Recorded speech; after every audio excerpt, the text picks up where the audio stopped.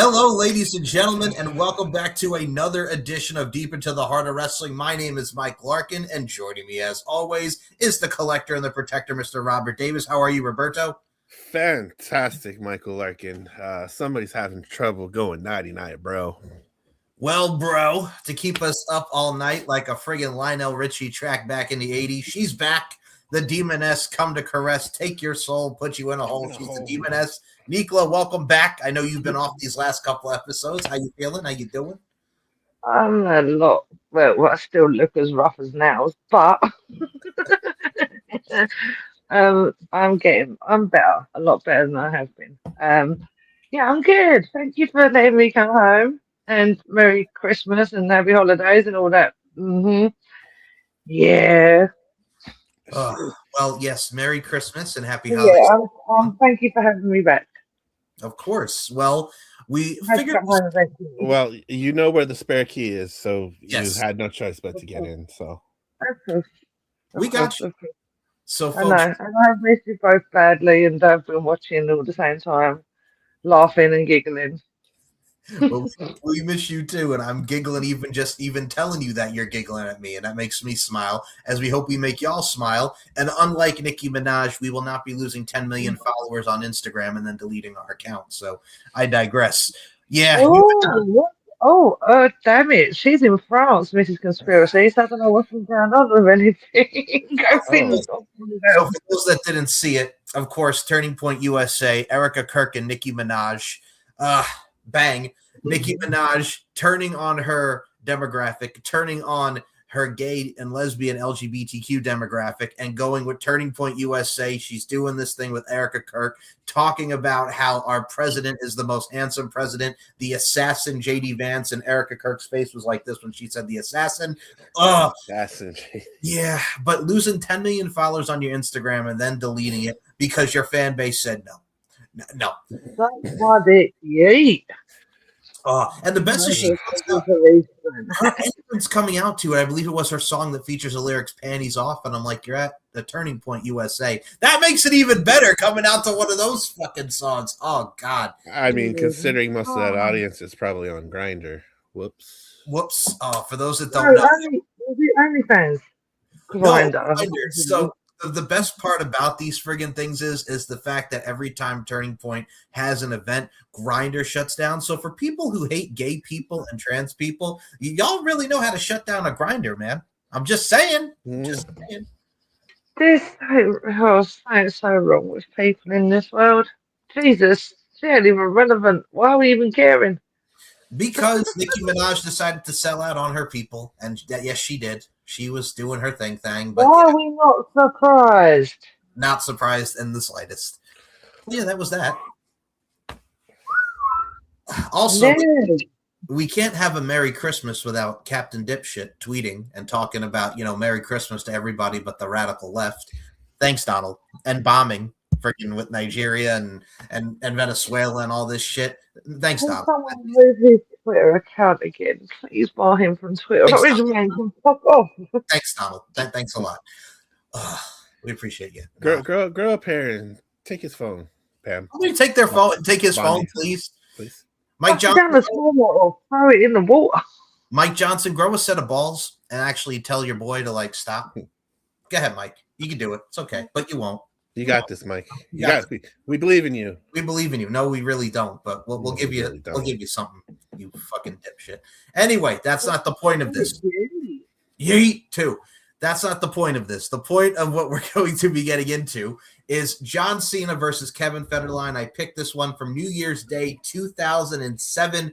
Oh, what a time to be alive. In this year, going prior to this, we had 2006. John Cena would be a WWE champion, and then Edge would cash in his money in the bank on John Cena at New Year's Revolution. Then John Cena would win back the title 3 weeks later. Then he would beat Triple H at WrestleMania 22 with CM Punk as one of his drivers during the entrance and early stuff of CM Punk. And then we had John Cena beat Triple H and Edge. Then we see Rob Van Dam cash in the money in the bank at One Night Stand 2006. If Cena wins, we riot for the title. Then RVD and Sabu got busted for marijuana. So RVD would then lose the title to Edge in the triple threat with him and Cena. Then Edge would beat Cena in his hometown of Boston, Massachusetts at SummerSlam. Then John Cena would win the title back from Edge at the TLC match at Unforgiven 06.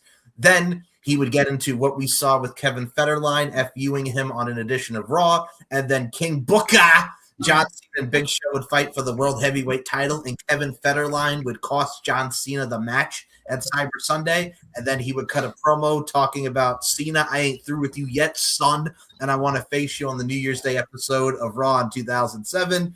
And here we are. So for Nikla, this is the first time she's seen this match. For Rob, it has been a while. Yeah. And I'll discuss how. Yes. Yes, and then I'll discuss how my memories of this match, but I will start with Roberto. Your thoughts of watching this match back a mere 19 years later, bro. Yeah, you know what? 2007 was a really weird year for me as far as watching wrestling goes. This is kind of the point where I kind of started to check out a bit. And while the memories of watching this match are pretty fuzzy, I do remember it was because of stuff like this. I just stopped watching. Yeah, I mean, I understand it from the business side of things because K-Fed was big at the time with Britney, and he wanted to draw a crowd on the first Raw of 07. And it kind of reminds me of like Andy Kaufman when he would do the Intergender Champion of the World stuff with the friggin' robe and all that stuff. Kind of reminds me of that. They added the little comedy element to it. For you, Nikla, watching this for the first time and seeing Kevin Federline, who was big at this time, against John Cena, the WWE Champion, your thoughts? No. Who stupid up all of that shit? Oh, not right. Okay, I get it. Back in the day, because I was obviously watching at the same time as everybody else was. Number one, I dislike K whatever Kevin gold digger. No, shitface, whatever. There was no way to really. Yeah, fuck you. You could suck my dick. I do not like you in reality. I don't like you then. I don't like you now. And I really, whatever. That's the point. But fuck off. That was a shitty, stupid match. And what did he even do? He stood there dancing. There's someone else coming in and he's saying, "What the fuck?" Yeah, no, fuck you, K. Suck my dick, you. I think the big thing for me was during the test of strength. You could see how big Cena's wrist was compared to his, and I was just kind of like, "Holy shit!" Yep. The little thing I could do was literally this. And that's it. Done. Broken wrist. Sorted. No, I've never seen it before, but it was quite, well, you saw my face the whole way through it, so yeah.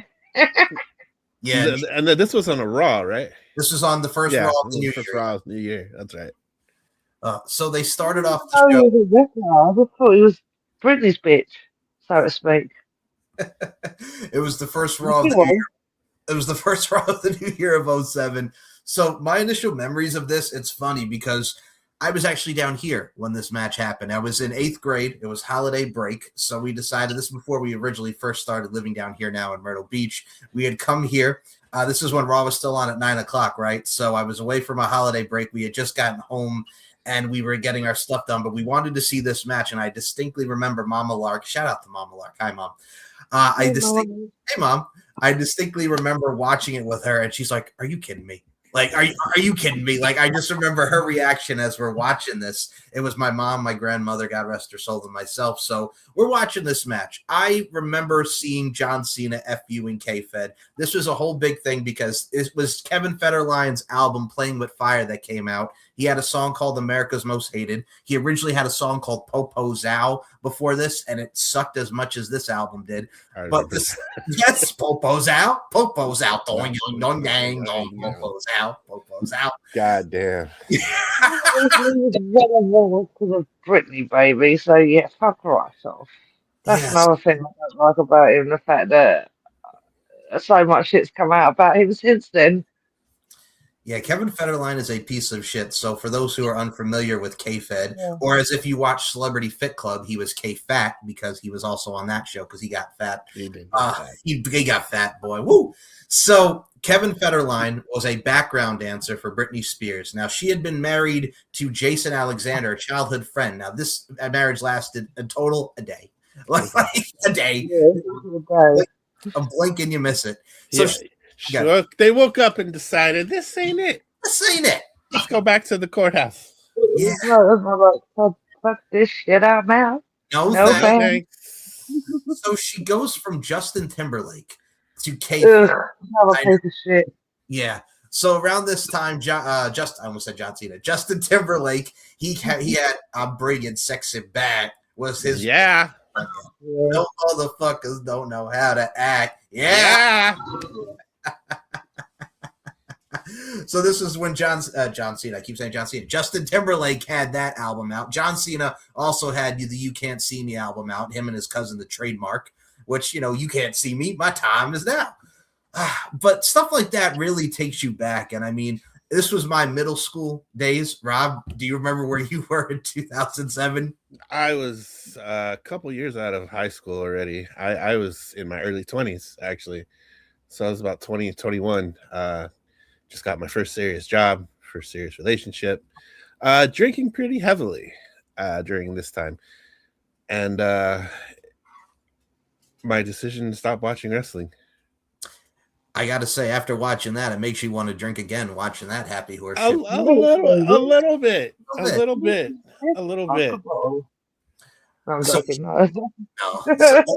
Nicola, do you remember your time in 2007? Just like reminiscing about these times in your 19 years. So I would have been the same age as Rob, so I'd been the same age as me. Yep. What was I doing at 21? Holy, probably drinking as well. Bad.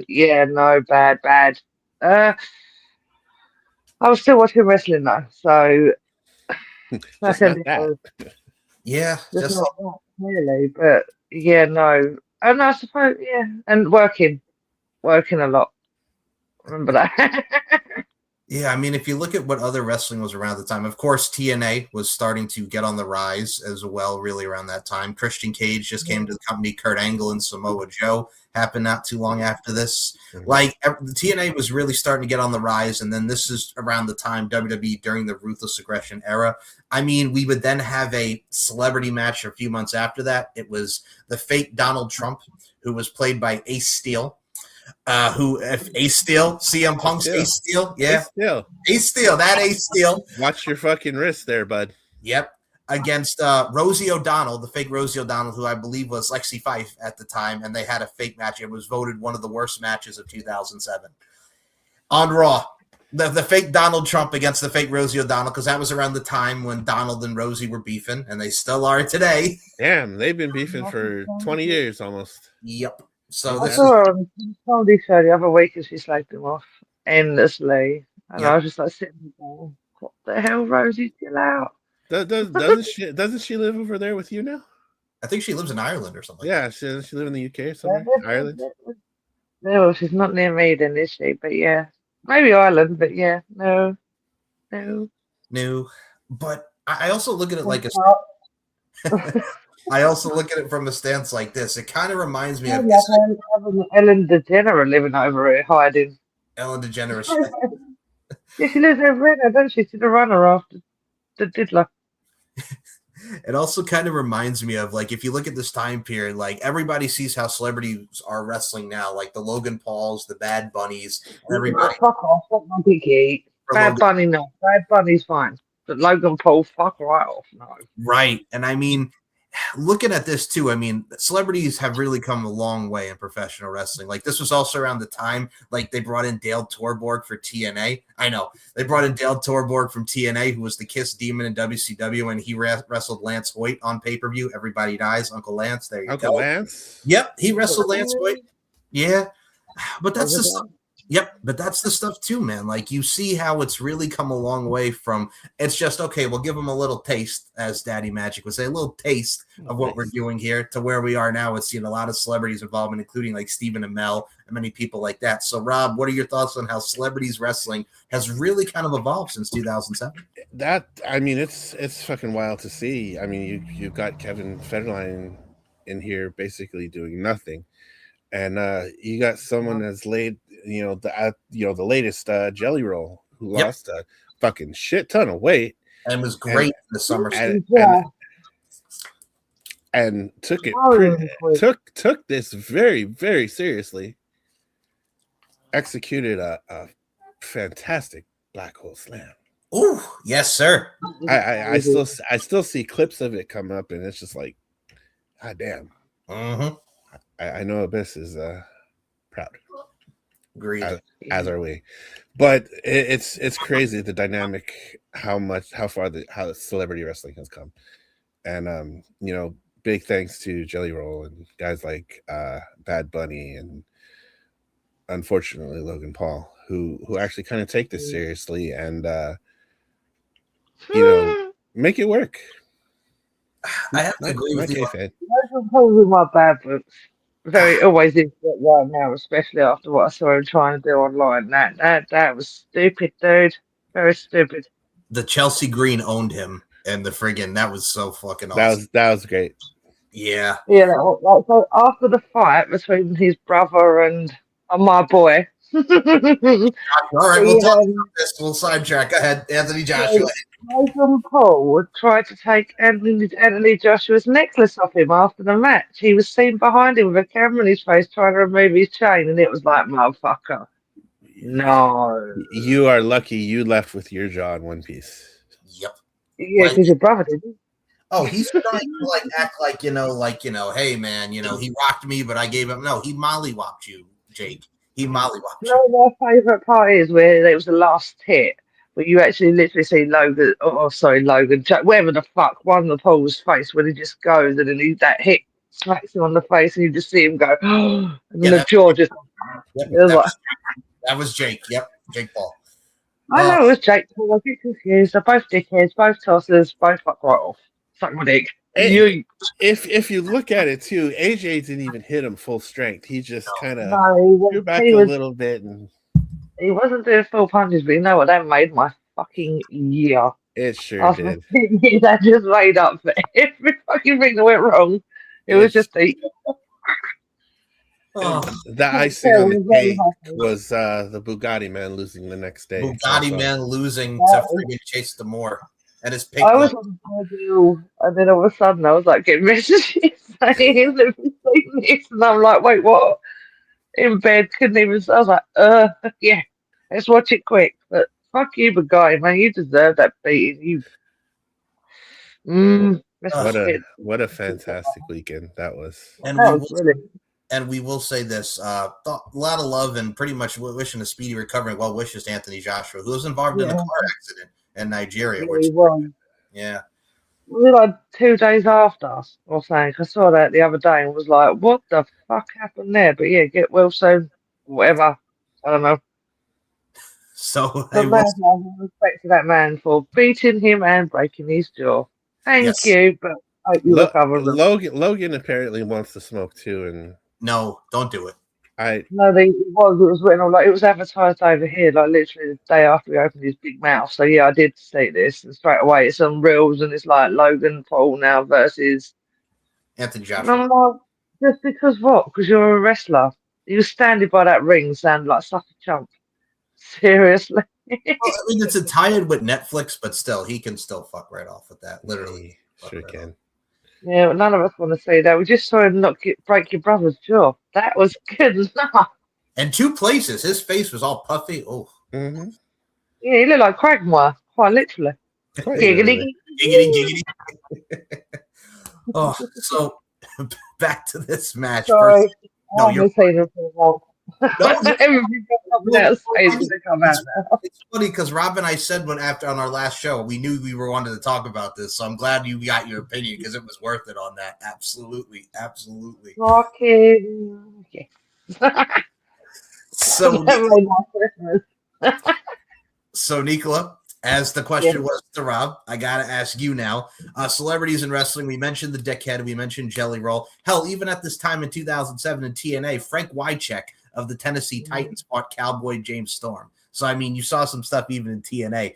And, of course, Hulk Hogan's Championship Wrestling brother, which saw the late Dustin Diamond, Todd Bridges, and a lot of great women on that show as well. So I got to ask you, Nicola, where celebrity wrestling was back then to where it is now and seeing a lot of them taking it seriously, including I Show Speed taking that spear from Braun Breaker in the Royal Rumble. Your thoughts on how far celebrity wrestling has come, Miss Nicola MacDonald? I like the fact that they have brought celebrities in there. I don't think it's interesting. It's just I have certain hatred for certain ones. And obviously Logan Paul being top of that. And Yeah. then obviously Britney Spears' gold digger husband as well is a bit like a man, some bad. I mean, seeing Snoop Dogg jump off the top rope.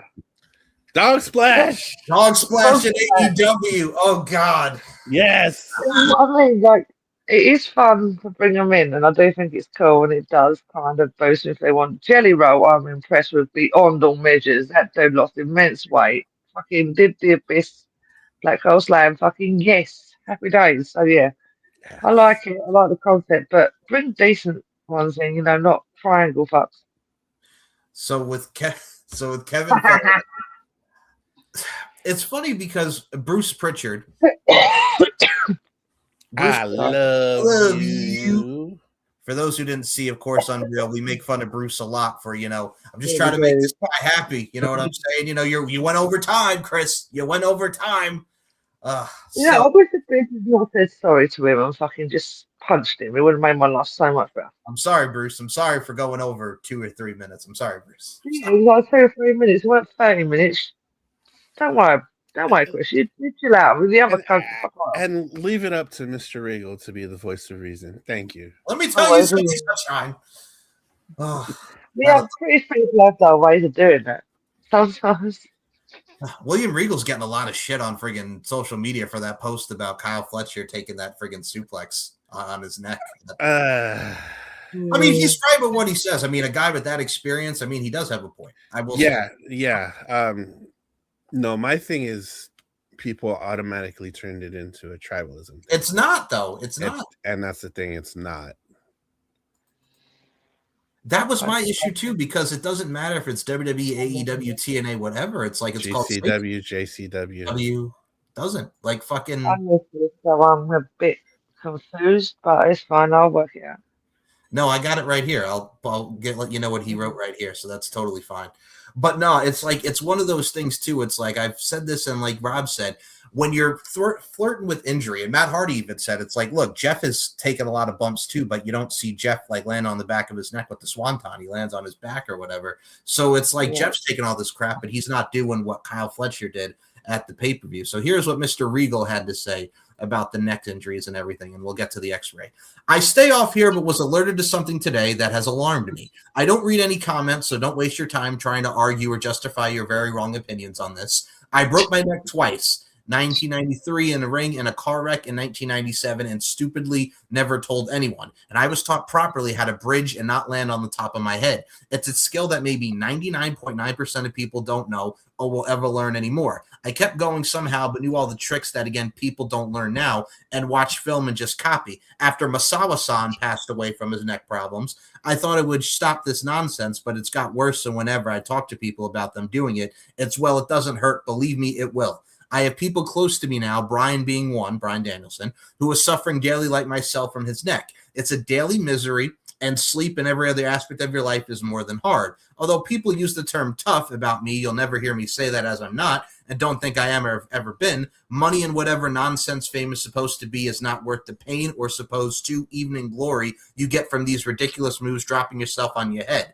The vast majority of fans don't know the difference between a vertical suplex and a brainbuster, and that's a far tamer move than many I see now. I'm 57 and become less relevant every day, but fame has never been my thing. So most of you doing this stupid stuff are not going to listen to me, but hopefully if you do, stop it now if you want a decent quality of life after wrestling, because that part of your life will be over before you know it, and wrestling done right is hard. Enough but broken necks or deaths are not something you should think is tough or cool. It's idiotic thinking, and there is a x-ray of William Regal's neck. So yeah, William Regal letting them know the business, man. 100%. I mean, when you got guys like Bully and, Steven Richards and Disco Inferno out here just kind of shouting to the echo chamber, nobody's going to listen to them. But when you have somebody with the prestige and the respect that Lord William Regal has, you might want to listen. Yep. That match was really good, but I even saw that. I'm like, my God, Kyle Fletcher landed right on his dome piece. You know what I'm saying? We all screamed in fear because we thought Kyle Fletcher died. Yep. and we were glad that he didn't.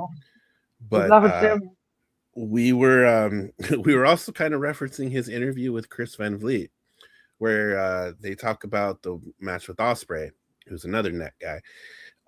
They did the Spanish fly off the top of the cage, and Chris was just like, that could have went horribly wrong. And this kind of shows the youthful, I don't want to say ignorance, but exuberance of young Kyle Fletcher. And he goes, yeah, but it didn't. And it's like, how many more yeah, but it didn't do you really have? Mm-hmm. How do you know the next one is going to be yeah, but it didn't? Well, that was my thing with our boy Darby, because Darby Allin like literally gets beat up by Gabe Kidd. He comes back after sustaining that injury, and this mofo's getting kicked down the stairs again. And I'm like, dude, you just came back. What the fuck? Did you see the fucking glazed look in his eyes after the match? Oh, I saw it. That shit was concerning. Yeah. I don't know. Yeah. You should watch that one. If you watch any match from that pay-per-view, watch Darby and Gabe Kidd, watch Fletcher and Mox. I definitely will say that. Absolutely. Yeah. Hater and Stat was pretty good too. Yeah, not bad. Somebody got dropped on their neck in that match too. Oh, that was friggin' so Statlander does like the. It kind of reminded me. Remember the key crusher that Loki used to do? Yeah, it's pretty much that, but Hater landed like right on her neck, and it looked really wonky. Yeah, when that happened, we were all in our chat like, "Not again! Fuck!"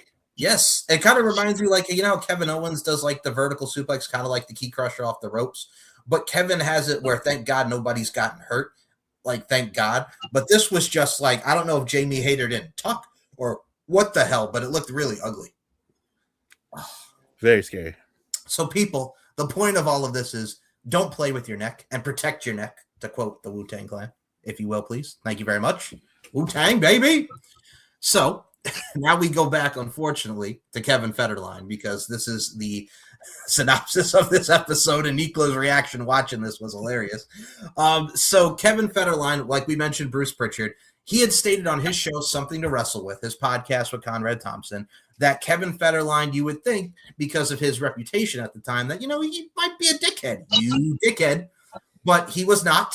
From what they said, he was very into it. He was very much obliged. He would talk to the superstars, and he was really into it, which you could tell from his mannerisms. I mean, if y'all have not seen the match, it's literally the test of strength, Johnny Nitro putting his headgear on from the mouthpiece, a master lock challenge. John Cena gave him a free headlock, a test of strength, and then Umaga came in and hit him with the WWE title, and K-Fed won. He made it rain on John Cena. This man threw the money on John Cena. He made that motherfucker rain, man.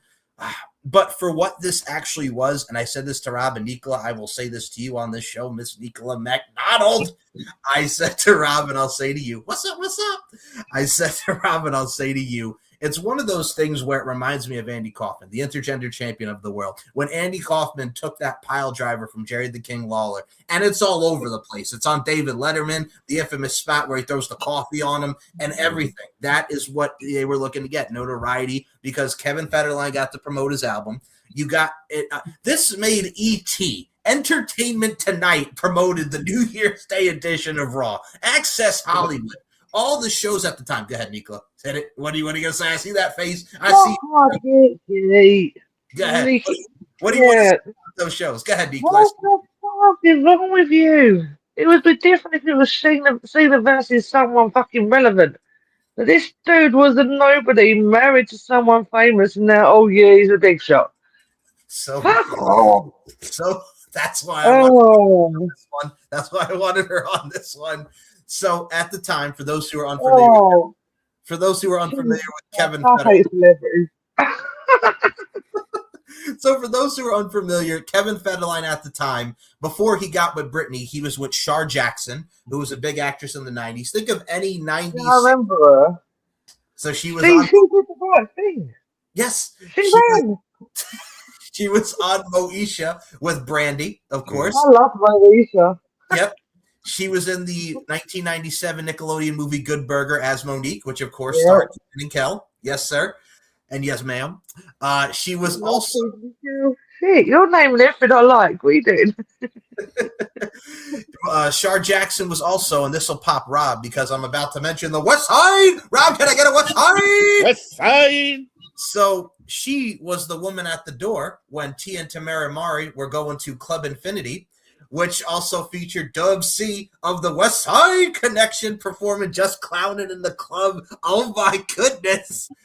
So that was another thing that she was in. You get down there, Nicola. I see you. Get down, girl. Go ahead, get down. I ain't saying she a gold digger. Fuck you, Kanye West. Fuck you, Ye.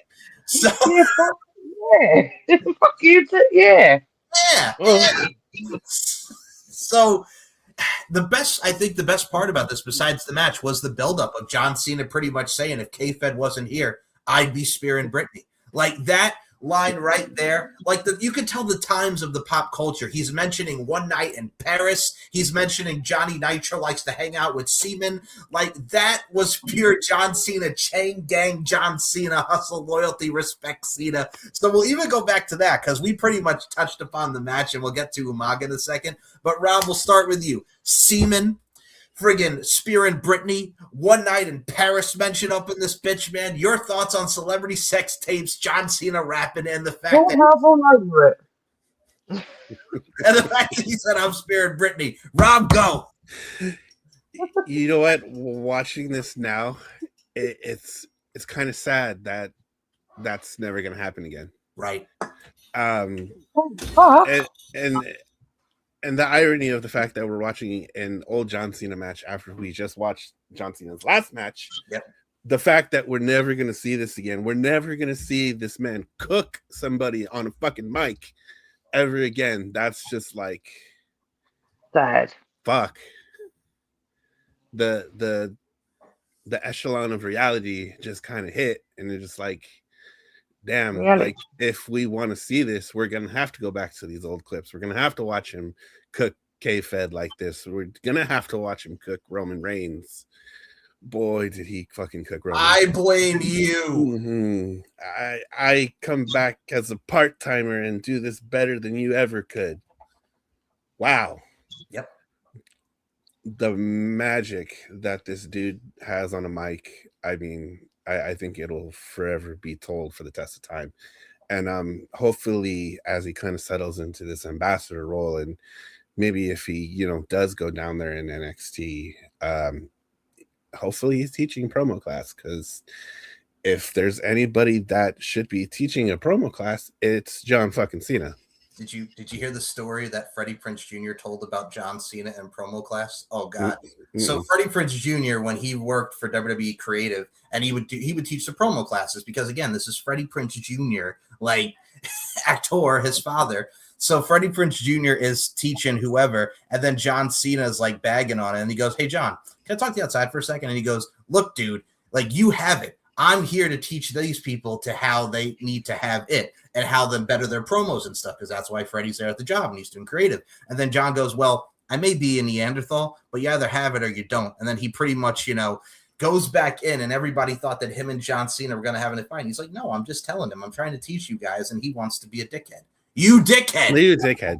So it's funny like you say that, because I agree. If there's anyone to teach promos, say what you will about John Cena throughout the evolution of his career, dude could cut a promo.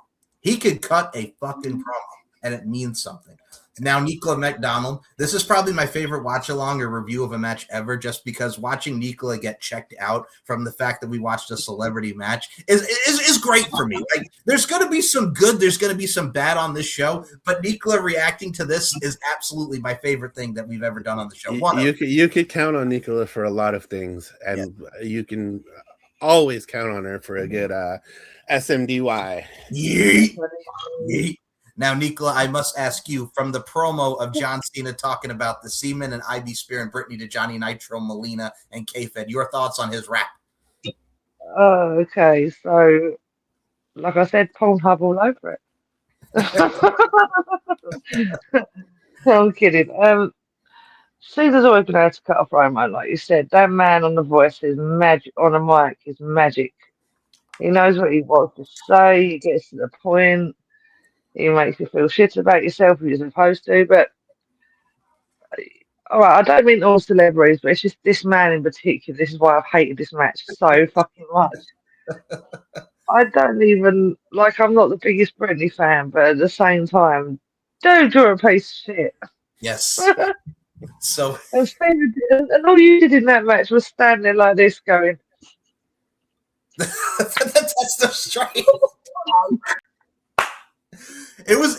Folks, it was a comedy match to build to the John Cena Umaga match of that New Year's Revolution, where that was where John Cena was the first person to actually pin Umaga because Umaga was on the undefeated streak. God rest his soul too.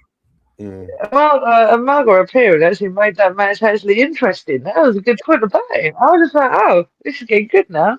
Yep. Get that piece of shit out of the way. And then Kevin Federline did this over Cena and pinned him and made it rain. Fuck my dick, you fucking piece of shit.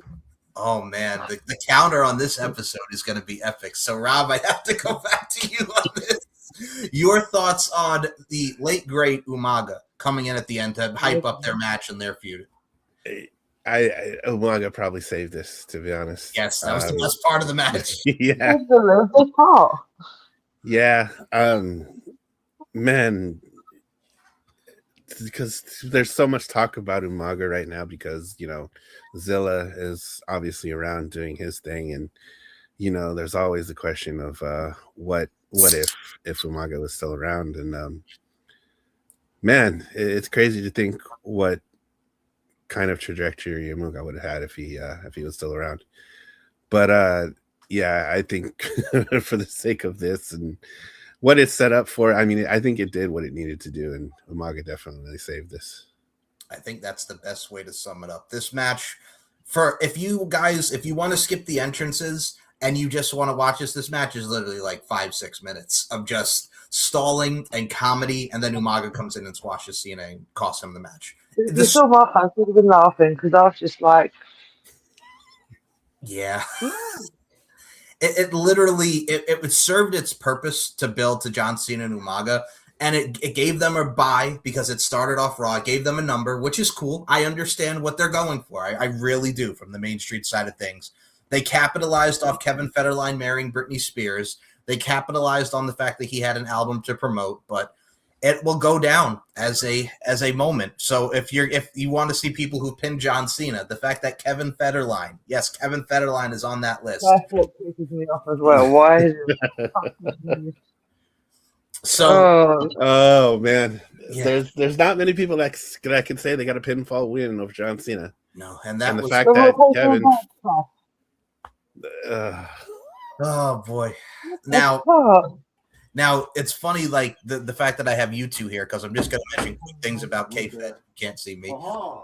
Playing with Fire, K-Fed's debut album came out on October 31st, 2006. Halloween 06 is when that debut album came out, baby boy. Well, I've never heard it once. America's Most Hated, baby. So as well, I didn't even realize this. So for films, Kevin Federline was in You Got Served as a dancer. You Suckers Got Served, which featured the members of B2K. Mark Houston, And for those, now I want to get Nikola's reaction to this because here's the music videos that Kevin Federline was a dancer in. Are you ready? And Rob, I can't wait to see your face. You watch, I'm going to be so pissed at this amount, I am. Oh, yeah. So the first video from 2001, it is a music video that starred the likes of Marlon Brando and Chris Tucker. Michael Jackson's You Rock My World. You know fucking way. He was a dancer in You Rock My World. I love that song, but no. What? Rock my world, you know you did. Everything I do for you. And K-Fed's dumbass is dancing in that. Yeah. Oh my God. But then again, there was another dancer in that video that then turned out to be a piece of shit too. Who was that, Nicola? I can't remember his name. You know exactly what I'm talking about, though. I know. Who created that horrible documentary that was Wade Robson.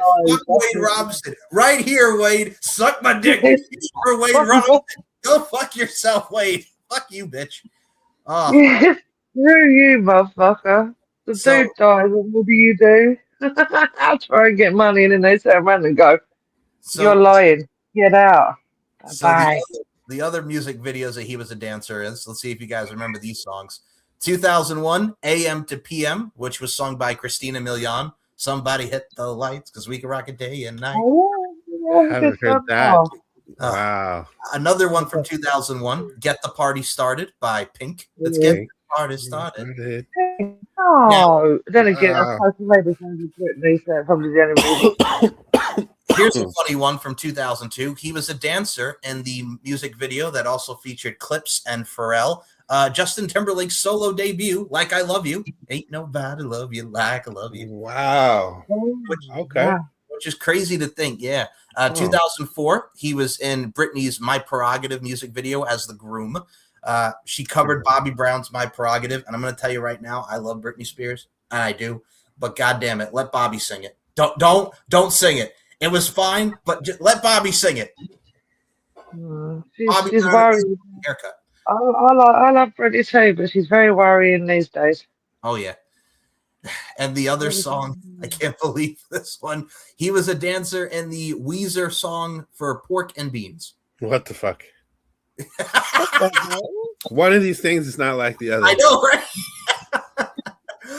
And of course, he was in the reality show that was, I believe, on the UPN. And as I'm looking at it now, I can't believe it. So, ladies and gentlemen, in 2005, Britney Spears and Kevin Federline had a reality show that aired on UPN. What was it called? Britney and Kevin, Chaotic. Now that somebody pointed that out, I remember that show. Yep. Oh, my God. Yep. Oh, boy. Oh, wow. Yeah, we're taking it back for everybody. But, yeah. And, of course, Kevin Federline would then later go on Celebrity Fit Club, where everybody deemed him K-Fat in 2010. And he was on the same season that Shar Jackson was on. Can you feel the tension on that? Oh, boy. 100%. Oh. It is wild to think a lot of this stuff was 15, 20 years ago already. Mm-hmm. Oh, no, I just have to love it. No, I don't. But we will say this.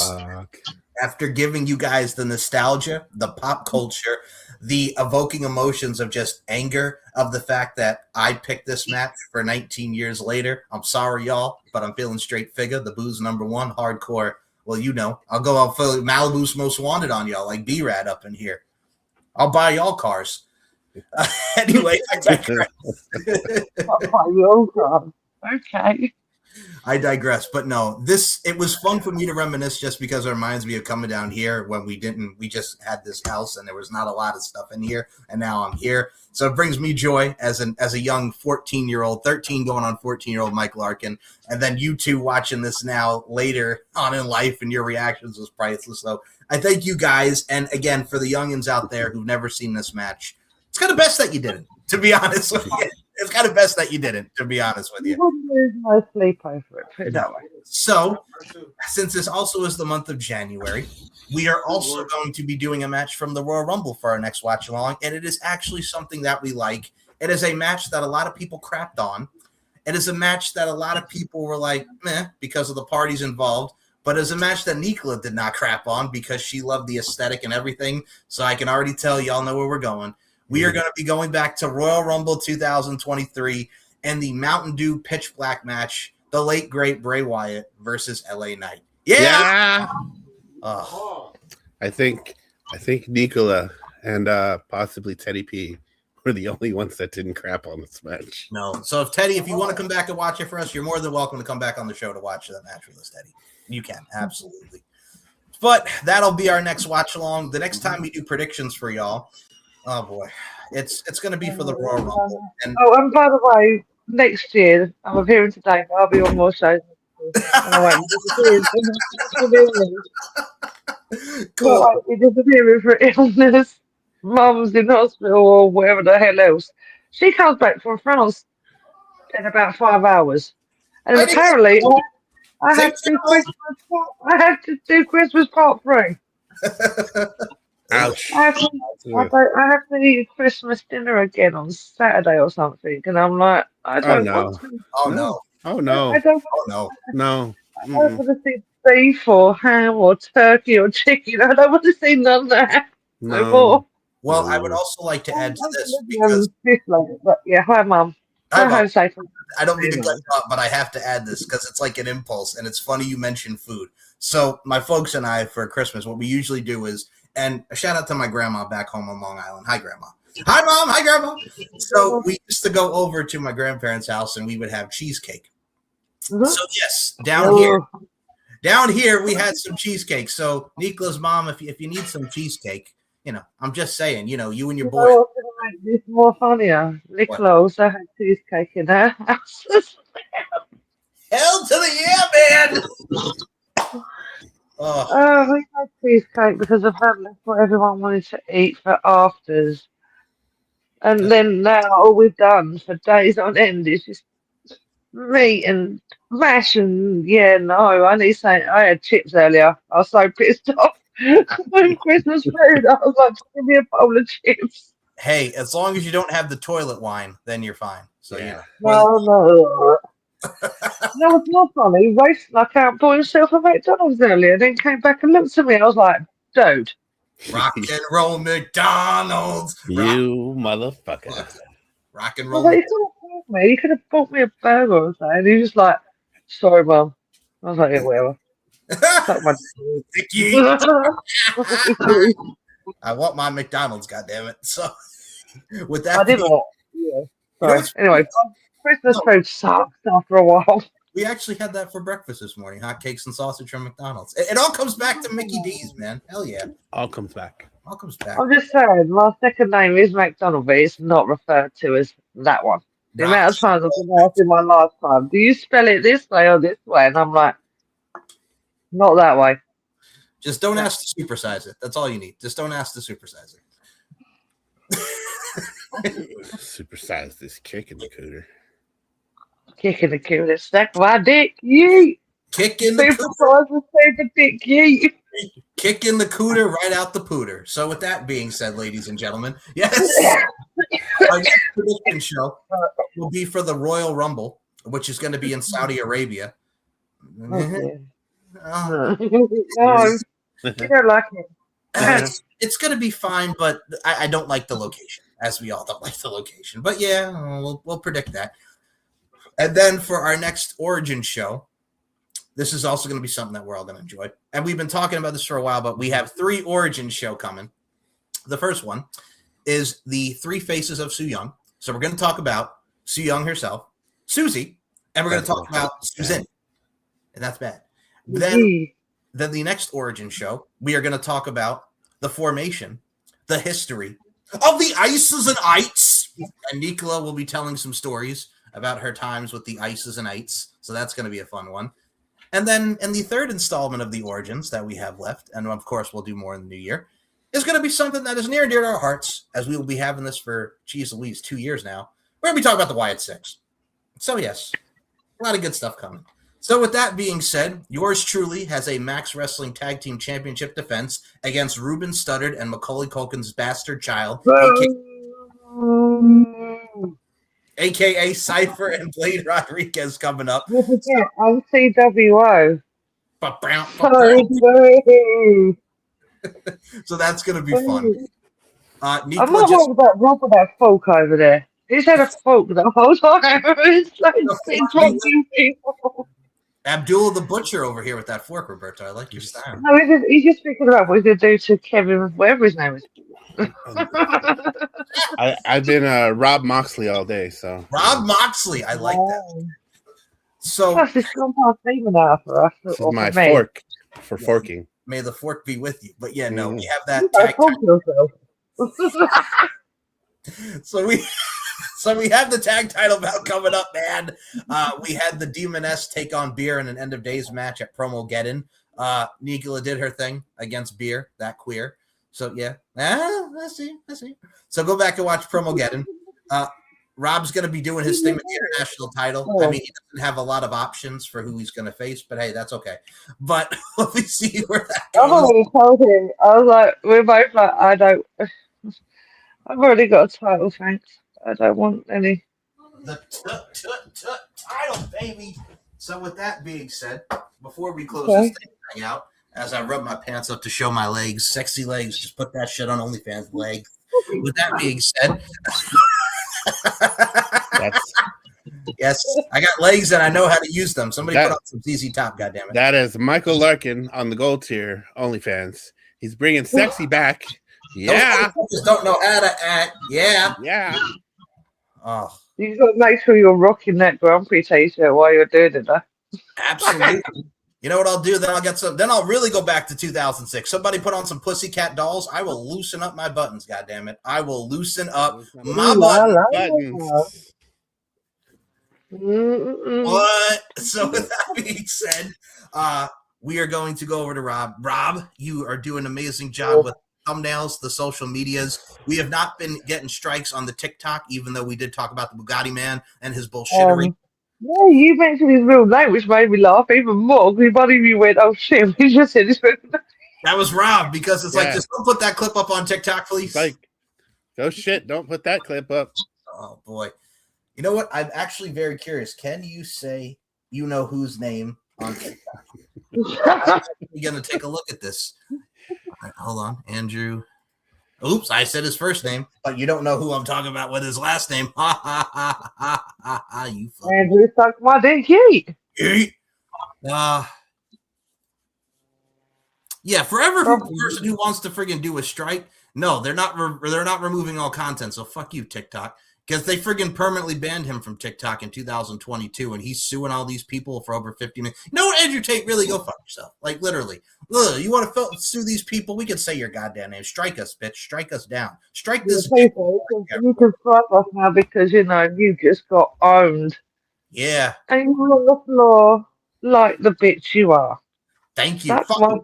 Yeah, Chase Demore can talk about, how we helped him out and stuff, but that's not why we're making fun of him. We're making fun of the fact that this man talked shit for over 5 fucking years, and he finally got his ass put in his place. And it felt good. It felt good. That was the best weekend we've all had all year, honestly. Seeing Jake Paul and then him getting molly. 2026 is going to be good when these two motherfuckers get knocked out at the end of the year. Yeah, you go. Rob, I do apologize. So promote your socials, promote the TSK. The floor is yours. You man whore. Oh, thank you, Michael Larkin, dog. Thank you for watching Deep Into the Heart of Wrestling. We've had a tremendous year. This marks our 58th episode. Fuck yeah. As long as you all keep watching them, we're going to keep making them, and we're going to have fun doing it. And if you want to follow us, you can find us over at linktree/BlackHeartsEBD3. You'll find a link over to Mike's YouTube. One of them out of 3 of them. Out of the 3. Fucking A. Fucking A.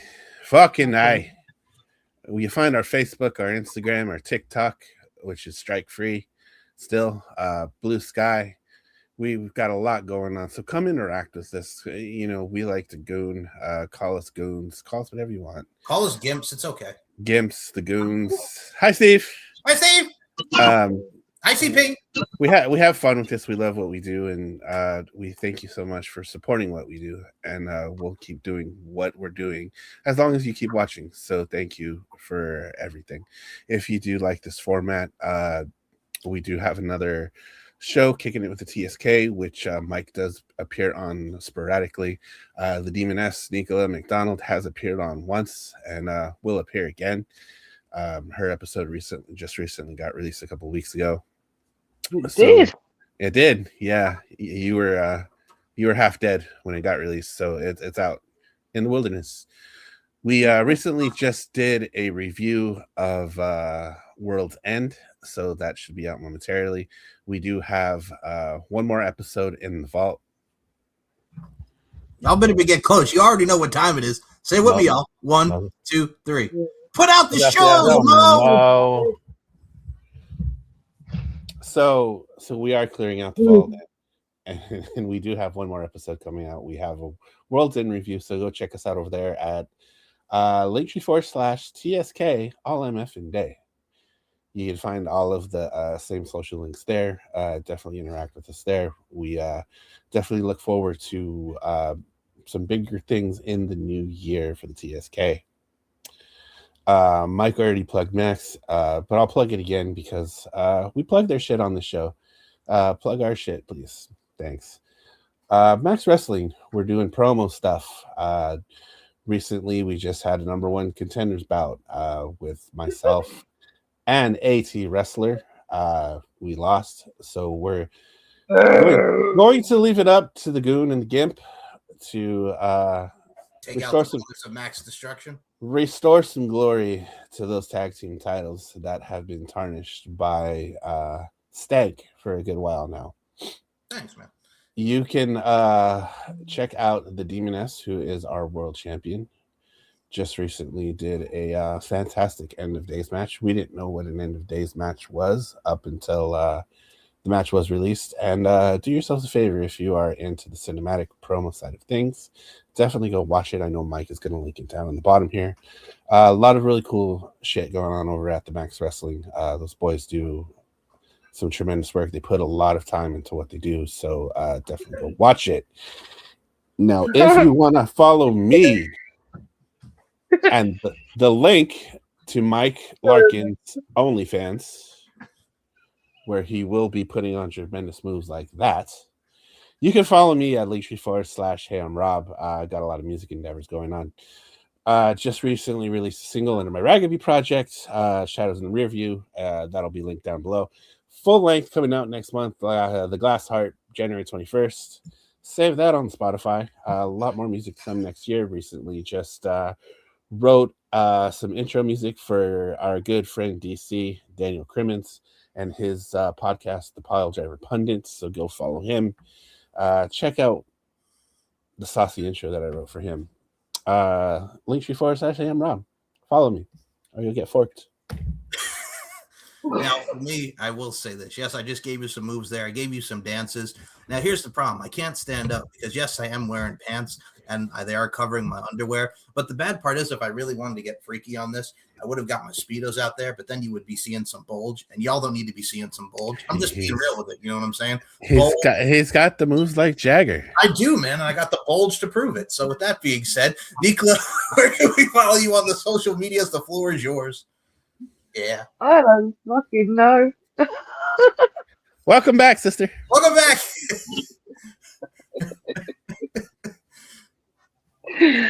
Oh shit! Yeah, it's great to be back. You're sitting there watching him do his dance moves and Rob with a fork. Yep. So yeah. Right. Nicola Mac 853 on Twitter, but we don't do Twitter because Elon Musk, you suck dick. Fuck off. You and Tommy fuckface, suck my dick, you. That's like 22. Yeah, well, we'll get the countdown there, man. It's all good.